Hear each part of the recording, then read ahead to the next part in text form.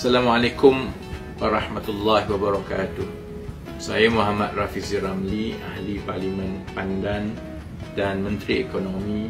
Muhammad Rafizi bin Ramli lahir 14 September 1977 di Besut, Terengganu adalah timbalan Presiden Parti Keadilan Rakyat terkini selepas memenangi pemilihan keadilan 2022. Sebelum ini beliau menjawat jawatan Setiausaha Agong, Naib Presiden dan juga pengarah strategi PKR, lalu pernah menjadi Ahli Dewan Rakyat bagi kawasan Parlimen Pandan, Selangor dari 2013 hingga 2018. Beliau juga menubuhkan Syarikat Pertubuhan Bukan Keuntungan Malaysia yang dinamakan Invoker Malaysia pada 2016 yang berpusat di Sungai Besi. Tujuan pertubuhan ini adalah untuk kempen politik bagi mengkaji analisis politik dan statistik politik yang berada di Malaysia.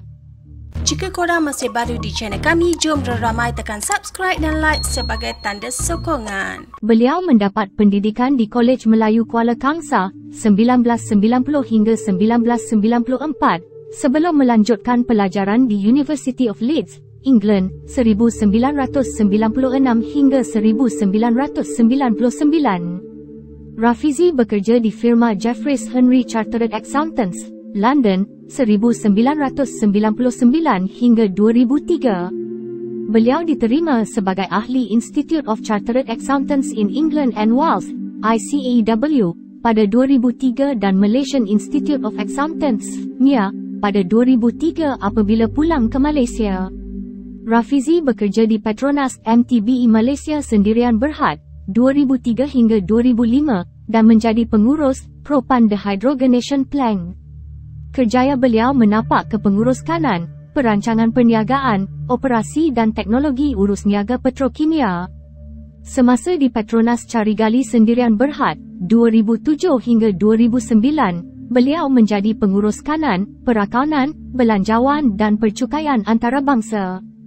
Pada 2009 beliau bertukar kerja ke Pharma Niaga Berhad sebagai pengurus besar sebelum menjadi ketua eksekutif di Pejabat Penasihat Ekonomi Selangor 2009 hingga 2012. Beliau bertanding untuk kawasan Parlimen Pandan pada pilihan raya umum ke-13 pada tahun 2013 dan menang. Selepas tewas pada pemilihan 2018 dengan bertanding sebagai calon timbalan Presiden PKR dengan penyandang ketika itu iaitu Datuk Seri Azmin Ali, beliau mengumumkan mahu bercuti daripada politik.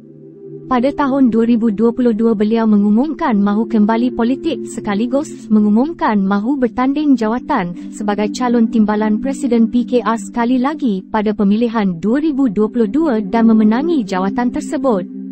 8 November 2011, beliau telah mendedahkan isu National Feedlot Corporation Berhad, NFC, di dalam blog beliau, memperincikan penyelewengan yang dilakukan oleh keluarga Shahrizad Abdul Jalil. Akibat daripada itu, pada 19 Januari 2012, beliau dan Ketua Wanita Keadilan, Zuraida Kamarudin telah disaman fitnah oleh Datuk Seri Shahrizad Abdul Jalil di Mahkamah Tinggi Kuala Lumpur kerana memburukkan nama beliau. Jika gagal mempertahankan diri dan membuktikan kebenaran tuduhan beliau, Rafizi kemungkinan muflis. Ketua Wanita UMNO itu menuntut RM50 juta untuk ganti rugi umum dan RM50 juta untuk ganti rugi teruk dan teladan. Peguam Datuk Seri Muhammad Syafiq Abdullah yakin Shahrizad tidak bersalah.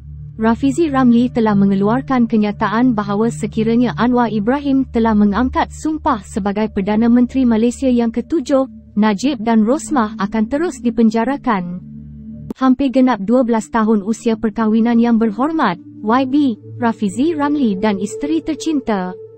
Walau sudah bertahun-tahun menceburi bidang politik dan mampu hidup mewah, namun ahli politik ini selesa hidup secara sederhana bersama isteri dan anak lelaki tunggal, Benjamin Rafizi. Rafizi menerusi media sosialnya sebelum ini mendedahkan majlis akad nikah mereka disambut secara ringkas.